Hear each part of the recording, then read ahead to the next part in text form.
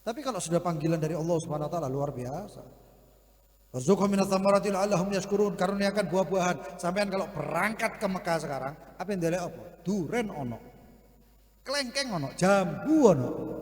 Buah-buahan semuanya ada. Ahli tafsir mengatakan pohonnya enggak ada, tapi buah-buahannya ada di sini.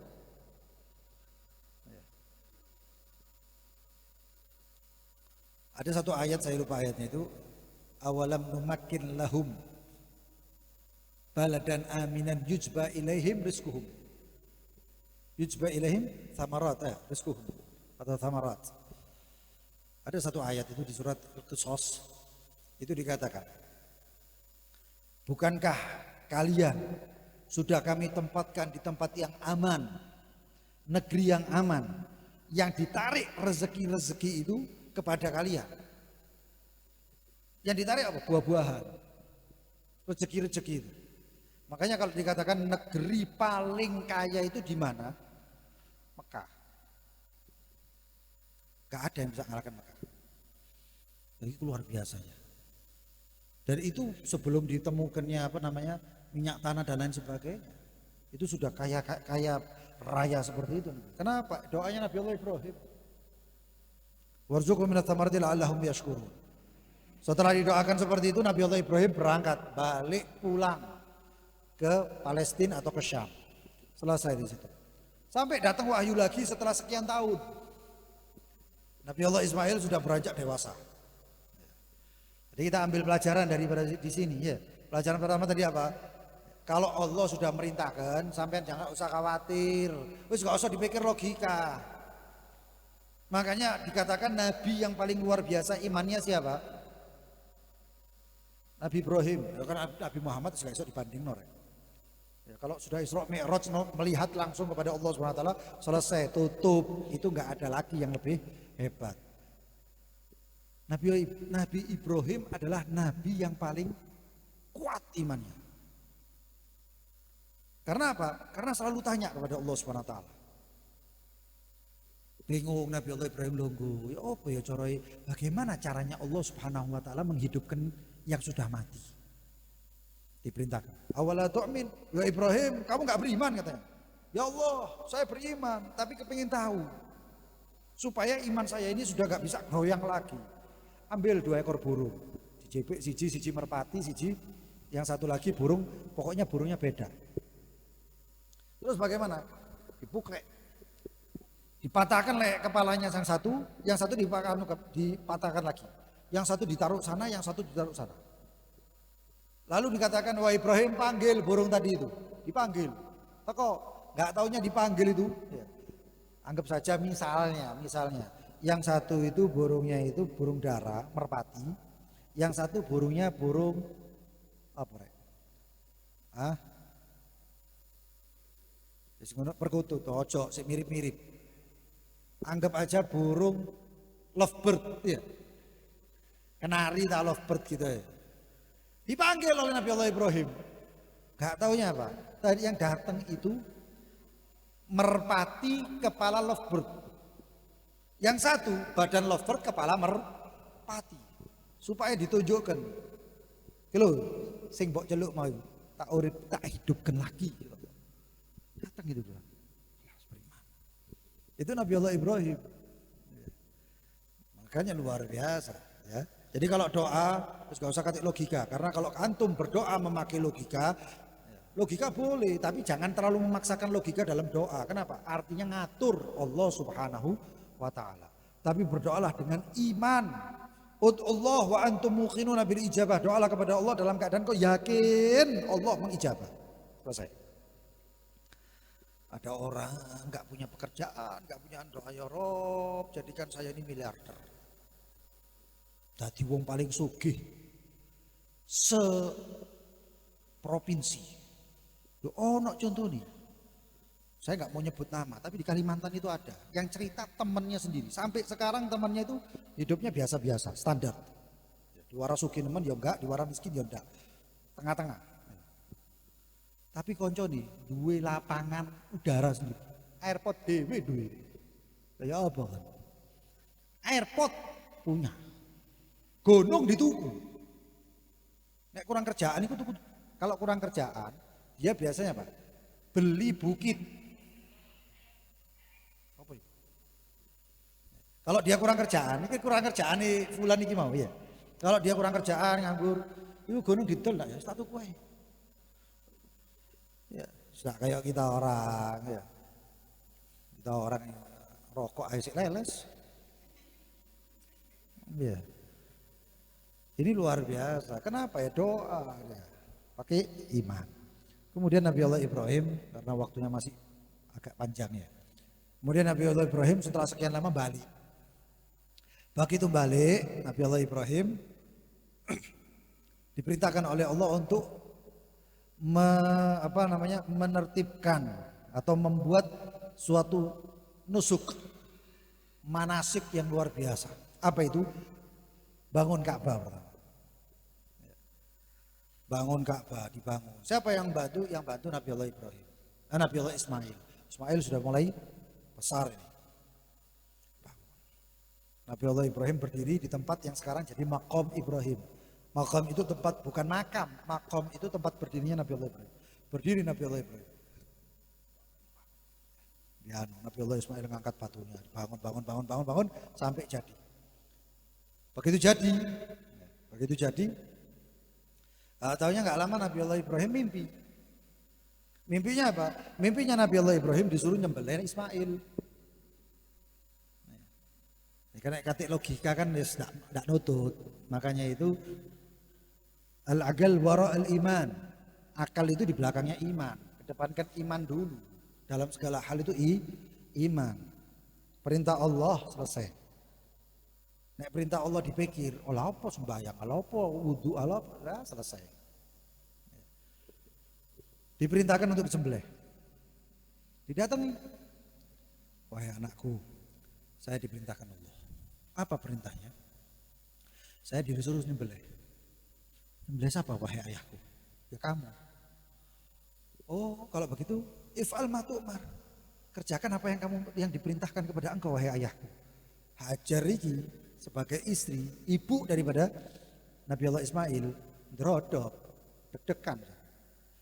Iki anak bayi ditinggal gede disembelih. Ya apa iki? Kan repot ini. Cilik bayi ditinggal, gede disembelih. Haula wala quwwata illa billah. Ya abadi if'al ma tu'mar wahai ayahku, saya bisa lakukan. Tapi kalau bisa satu apa? Ojo ngomong ambek, jangan bicara sama ibu. Kita sembunyi-sembunyi. Loh, masih ngasih ide masih. Ngasih siasat Nabi Allah Ismail. Kok cek kepinginnya disembelih gitu. Artinya. Wahai ayahku. Terus ngomong, nanti kalau engkau tidak tega mau memotong saya, motong aku, kata Nabi Allah Ismail, nanti engkau wahai ayahku tutup saja matanya. Lalu pegang kepala saya langsung aja. Diajari ya. Siapa disembelih yang ngajar. Oh, luar biasa. Makanya Nabi Allah Ismail itu termasuk Nabi yang paling sabar dan paling ikhlas. Itu Nabi Allah Ismail. Berangkat, nggak taunya apa? Ada setan. Sebenarnya bukan setan, manusia. Ada yang mengatakan jelmaan syaitan. Bisiin Nabi Allah Ismail. Ismail, engkau ini mau disembelih. Nabi Ibrahim lihat, apa kon gelem? Kenapa kamu mau dan lain sebagainya. Nabi Allah Ismail langsung ngambil batu, Nabi Allah Ibrahim ngambil batu, lempar. Ada yang mengatakan ini asal muasal lempar jumroh. 3 kali dalam perjalanan, yaitu dinamakan jumroh kubro, wusto, aqobah. Ini semuanya diabadikan oleh Allah Subhanahu wa taala. Lalu begitu sampai di satu tempat mau disembelih. Mau disembelih, Nabi Allah Ibrahim menitikkan air mata. Begitu menitikkan air mata, netes air mata tersebut di tubuhnya Nabi Allah Ismail. Lalu ngomong, wahai ayahku, kalau enggak tega gampang, sudah tutup aja matanya. Tutup mata engkau wahai ayahku. Ini Nabi Allah Ismail sudah jadi pemuda ya, remaja. Enggak bayi, enggak. Sudah punya pilihan lah ibaratnya. Bisa nantang lah ibaratnya. Tapi tidak. Begitu ditutup yang namanya perintah Allah, bismillah sudah. Begitu sembelih, wa fadaina bi dzibhin 'adzim. lalu diganti oleh Allah Subhanahu wa taala seekor kambing gibas punya tanduk. Kambing gibas punya tanduk. Enggak tahu saya kalau kambing gibas itu biasanya punya tanduk. Hah? Biasanya kambing kacang ya. Tapi ini kambing gibas punya tanduk. Sampai tanduknya akhirnya turun temurun di Ka'bah. Ditaruh di Ka'bah sampai zamannya baginda Nabi Muhammad SAW. Lalu dijadikan sebagai haji atau ibadah kurban dan lain sebagainya. Ini perjalanan Nabi Allah Ibrahim. Setelah semuanya Nabi Allah Ibrahim bangun Ka'bah, nggak taunya dapat perintah lagi dari Allah. Wahai Ibrahim, umumkan bahwasannya Allah bangun bait Ka'bah. Nabi Allah Ibrahim mikir. Nah ini pakai logika Nabi Allah Ibrahim mikir. Iki diumumno siapa yang mau mendengarkan? Gak ada manusia. Nabi Allah Ibrahim naik ke gunung, dilihat kanan, kiri, berapa kilo, dilihat jauh semuanya. Gak ada manusia, tapi disuruh mengumumkan. Lah pengumumannya buat siapa? Ya Ibrahim, kata firman Allah Subhanahu wa taala. Ya Ibrahim, perintah Allah. Adzan finnas. Umumkan untuk manusia. Ya Rabb, gak ada orang. Adzan wa alayyal balagh. Engkau cuman adzan mengumumkan, adzan itu pengumuman artinya. Engkau mengumumkan, yang nyampaikan saya. Kata Allah Subhanahu wa taala. Ya sudah perintah Allah. Bengok Nabi Allah Ibrahim, teriak Nabi Allah Ibrahim. Ya ayyuhan nas, innallaha bana baitan fil ard fahujju. Wahai manusia, sesungguhnya Allah bangun satu tempat di muka bumi ini, maka hajilah kalian semuanya. Haji itu artinya al-qasad, bertujuanlah. Jadi kalau orang berangkat haji itu harus tujuannya haji. Walaupun ada hadis baginda Nabi Muhammad SAW, beliau mengatakan bahwasannya di akhir zaman orang berangkat haji itu sebagian tanazzuhan. Apa tanazzuhan? Tamasya, ngelencer. Ini kalau orang kaya-kaya itu ngomong sama bojone, Bu, pengen haji mana ya? Bojone ngomong, iya Pak, saya daftar. Lu kan suwe Pak, enggak, daftar sing ono ae wong ono duit kok. Wah, bayar 200 juta, ada yang bayar sekian ratus juta. Bayar sekarang, tahun ini berangkat. Berangkat enteng, tapi di sana itu cuma kayak kurang niatnya. Jadi kalau baliknya bagaimana? Ya baliknya gitu-gitu juga. Makanya kata Sayyidina Hasan Al-Basri, hajjan mabrur. Yang dikatakan hajjan mabrur, haj yang mabrur itu, yang makbul mabrur itu adalah man idza raja'a zahidan lillah wala raghiban lidunya. Kalau orang berangkat haji balik itu tambah zuhud, kepada zuhud dalam perintah-perintah Allah semuanya zuhud, dan juga kemudian semakin takut kepada Allah Subhanahu wa taala, malah kepingin daripada akhirat dan sebagainya, berarti hajinya mabrur. Tapi nek mulai berangkat haji mulai ya apa ya? Terus mari ngono cuman gara-gara kepingin jenenge ono titele titel H titik itu berarti ya wah sajine sembuh ya. Karena yang menerima dan menolak Allah. Tapi kalau tujuannya seperti itu hati-hati. Lalu Nabi Allah Ibrahim mengatakan, ya mengumumkan. Setelah mengumumkan, di situ ada perintah Allah Subhanahu wa taala. Ini sampean catat. Ini ayat ini penglaris. Nek sampean duwe toko, ini mbok catat iki ayat, tempelno di dukur. Nulisnya dalam keadaan apa namanya? Suci, bersih, hadas kecil, hadas besar, bersih semuanya. Lalu ditulis dengan bismillahirrahmanirrahim, tawasul kepada baginda Nabi Muhammad. Lalu ditulis itu. Apa ayatnya itu berbunyi wa adzin finnas bil hajj ya'tuka rijalan wa ala kulli dhamirin yatina min kulli fajjin amik liyashhadu manafi'a lahum. Sampai runut ayatnya. Sampai tulis pasang di toko, sampai baca-baca bismillahirrahmanirrahim bil hajj ya'tuka rijalan wa ala kulli dhamirin terus sambil tawasul sebelumnya. Ditempel toko, insya Allah tadi penglaris buat toko tersebut. Ini nyata. ini nyata. Dengan niat ya Rabbi ya Allah jadikan toko saya ini sebagaimana Ka'bah yang didatangi oleh manusia-manusia hamba-hamba. Itu kok tokonya laris. Tokonya menjadi laris. Diumumkan oleh Nabi Allah Ibrahim, Allah Subhanahu wa taala mengangkat suara Nabi Allah Ibrahim disampaikan ke alam ruh, alam ruh. Begitu sampai ke alam ruh, mereka yang mengatakan labbaik Allahumma labbaik, maka merekalah yang mendapatkan kesempatan untuk berangkat haji. Mudah-mudahan kita dulu di alam ruh jawab, supaya kita dapat kesempatan untuk berangkat haji. Wah, sampai semuanya dari tempat-tempat, bahkan dikatakan saking menariknya itu ibadah haji, saking menariknya Baitullahil Haram, itu dikatakan wa'adzin finnas bil hajj ya'tuka rijalan. Datang mereka itu pakai jalan kaki. Wa ala kulli dhamirin, dan ada di antara mereka yang melakukan perjalanan itu naik onta kurus. Bukan onta sehat, onta kurus digawe. Kenapa? Saking kepinginnya sampai ke Baitullahil Haram, ke tanah suci. Wa aqulu ya'tin min kulli fajjin amik, yang mereka datang itu dari pelosok-pelosok yang dalam sekali. Sampai desa-desa yang GPS nggak ada, ojo GPS, sinyal nggak ono. Tapi mereka masih ada antusias untuk berangkat haji, luar biasa.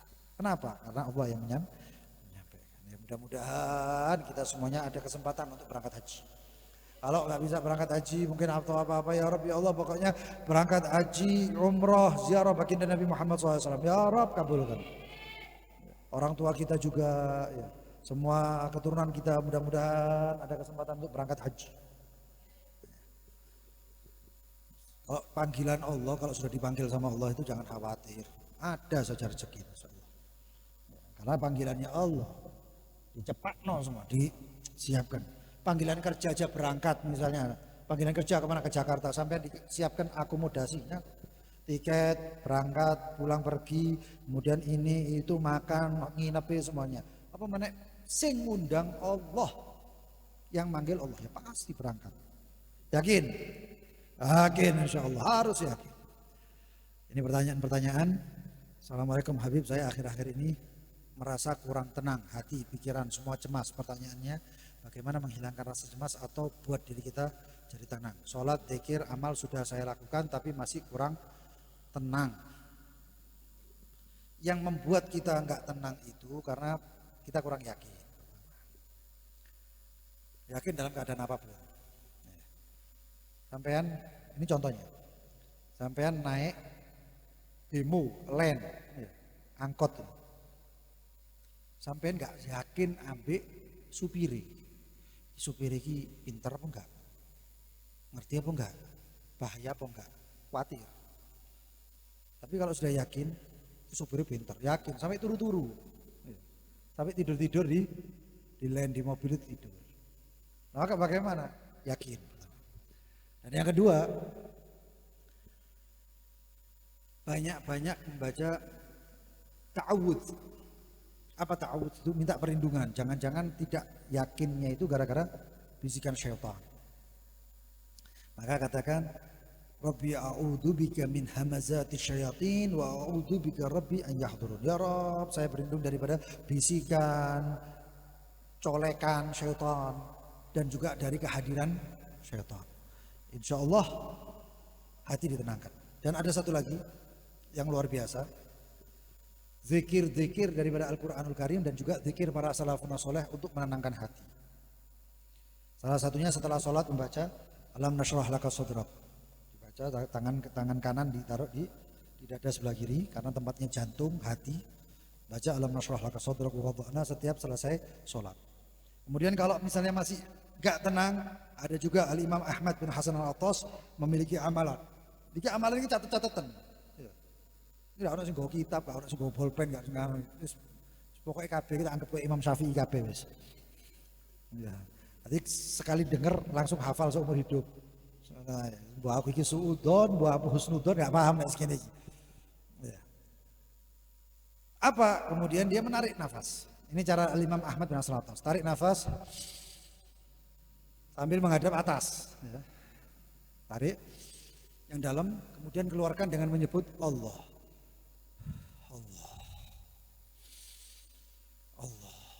Itu insya Allah cepat, singkat untuk menghilangkan rasa khawatir dan cemas dan kepikiran. Begitu juga membaca laisa laha min dunillahi kasyifah. Laisa laha min dunillahi kasyifah. Ini amalan daripada Habib Abu Bakar bin Muhammad As-Segaf yang hallnya, yang makamnya di Gresik. Hallnya insya Allah setelah tanggal 6 Juli atau tanggal berapa itu? Nah, tanggal 6 Juli. Setelah Idul Adha di Gresik sana, di alun-alun Masjid Jami. Itu beliau mengatakan baca 100 kali, enteng, hati itu enteng. Begitu juga doa yang berbunyi Subhanal Malikul Qudusul Khallaqul Fa'al in yasha yudhibkum wa ya'ti bi khalqin jadid wa ma dzalika 'ala Allah bi aziz. Gak bakal hafal. Seperti ini nggak tahu ini siaran live apa siaran langsung apa gimana ini? Hah? Ada live-nya? Live di mana? YouTube. Ya. Jangan cuman lihat YouTube-nya, dicatat amalannya, subscribe sisa nih ya. Like dan subscribe.